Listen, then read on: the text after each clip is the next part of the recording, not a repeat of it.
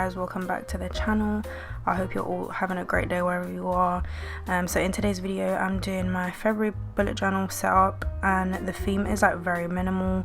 I did two paintings that were inspired by some pictures that I found on Pinterest, one of like a vintage wood kind of door and one of like a vintage window, and I kept the working spreads minimal and like very simple.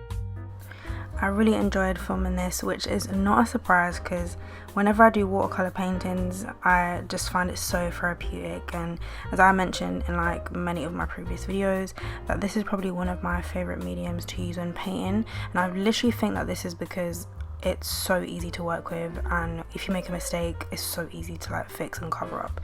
But yeah, so I started with both of the paintings first and then did the working spreads after and put everything together. So I went with like a blue and yellow colour palette. I was going for a quite vintage feel, of course, with the wooden door. I tried to make it as like rustic and rough and like old as I could, but still keep it looking like an actual door.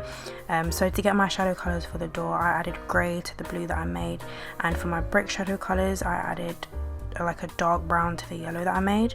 I used dark brown for the details and I just slowly built up the colours and the depth. I wasn't necessarily like a fan of the bricks on the floor, but I will definitely be practicing painting bricks more because like they definitely could have looked a lot better. So I moved on to the window painting, and I didn't use any yellows with this, but I kept the blue theme and used the exact same blue that I used for the door, like just to keep the theme coherent and consistent and everything. And then I just slowly built up my colours and built up the definition and shadows, and I also did the net curtain with like an off-white colour, and then for the shadows for that I just kept adding like a little bit of grey. Eventually get to like the darkest shadow. I thoroughly enjoyed painting both of them, but there's just something about the vintage window that I loved, and I just really love how it came out. I'll definitely be doing like a window theme at some point in the year just so I can paint more vintage windows like this. Oh, I can't actually find my watercolor palettes on Amazon anymore. I don't know if they've sold out and they'll be bringing them back, or they've just like completely sold out and won't be selling them anymore. But they're pretty basic watercolor palettes. One is from Mozart and the other one is Faber-Castell.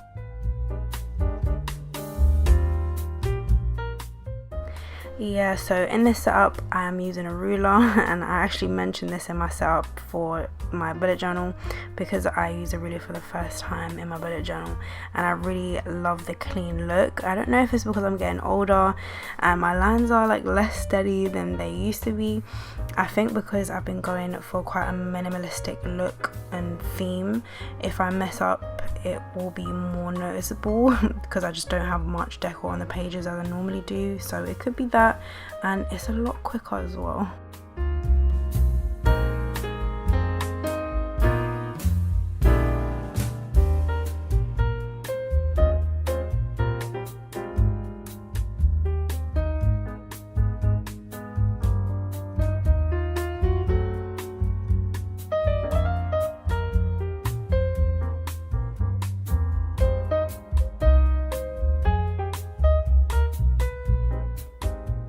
So once I was happy with the paintings, I just went ahead and cut them out since I did them on larger paper than my journal.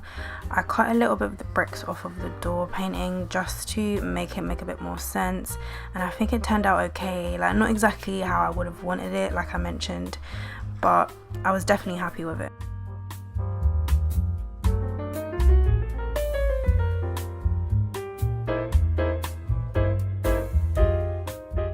Going into the working spreads now, I am using my Archer and Olive A5 notebook, and I recently did my bullet journal setup, which I will have in the cards up there if you guys haven't seen that one already.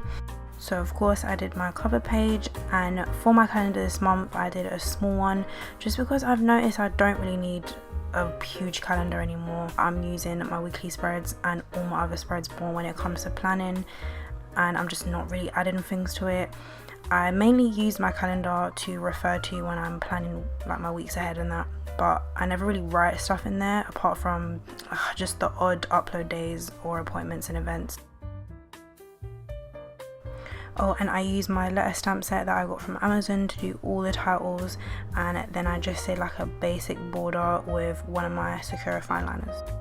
So here I'm doing my goals and focus page, and then I have a habit tracker on the other side. I've been doing this new thing with my goals, which you would have seen in my setup as well, where I would have like a few main goals that I want to achieve for the month, and then I have like a lot of smaller ones and more manageable ones that will help me to achieve the main goal. And then I just used a teal mild liner and some washi tape to add some colour to these spreads.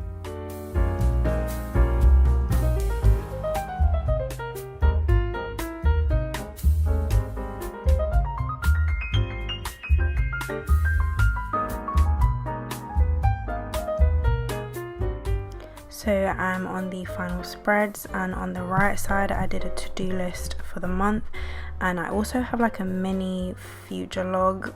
It's not really a future log but it just gives me a space to add some other things that I may need to do on a certain date. This is the first time I'm trying this out. I just randomly thought of it, and hopefully I end up using it as I had planned to, because I do see it being quite a productive tool. And I didn't bother writing a title for the to-do list spread because I know what it is and I would rather have extra room to write actual tasks. So on the left side I did a quote page, and I wrote, "What we see depends mainly on what we look for," and I thought it was quite a fin for the fact that it was a window.